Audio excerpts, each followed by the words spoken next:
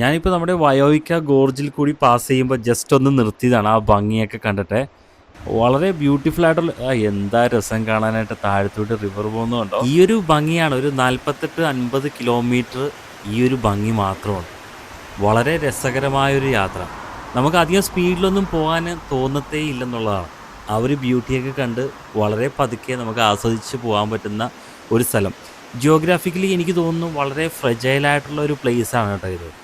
നല്ലൊരു മഴ പെയ്തു കഴിഞ്ഞാൽ ലാൻഡ് സ്ലൈഡും സ്ലിപ്സും ഉണ്ടാകാൻ സാധ്യതയുള്ളൊരു പ്രദേശമാണ്. അങ്ങനെ പലപ്പോഴായി ഈ ഗോർജ് ക്ലോസ് ചെയ്തിട്ടുണ്ട്. ചുറ്റും റിസർവും അതിൻ്റെ താഴെ കൂടി മനോഹരമായൊരു റിവറും എല്ലാം ഒരു എന്താ പറയുക നല്ലൊരു ആംബിയൻസ്. ആ വെള്ളത്തിൻ്റെ സൗണ്ട് മാത്രമേ നമുക്ക് കേൾക്കാനായിട്ടുള്ളൂ. ആ ഒരു ഗ്രീൻ കാണാൻ നേരത്ത് തന്നെ മനസ്സിനൊരു സന്തോഷമാണ്. നമ്മളിങ്ങനെ നിന്ന് കണ്ടുപോകും. അത്ര രസകരമായൊരു കാഴ്ചയാണ്. ഞാൻ നിൽക്കുന്നതിൻ്റെ തൊട്ടടുത്ത് തന്നെ ഒരു ക്യാമ്പ് സൈറ്റ് ഉണ്ട് കേട്ടോ. ഈ കാണുന്ന വഴിയിലൂടെ പോയി കഴിഞ്ഞാൽ ക്യാമ്പ് സൈറ്റായി. ഒരു ടെൻറ്റും കൂടെ വേണമായിരുന്നു. ഈ ഒരു ആംബിയൻസിൽ വേണം ടെൻറ്റൊക്കെ അടിച്ച് നല്ല സൂപ്പറായിട്ട് താമസിക്കാനായിട്ട്.